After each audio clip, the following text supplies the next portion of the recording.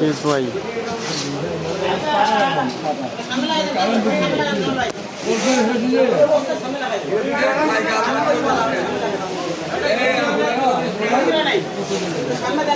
মনে হচ্ছে কেস ভাই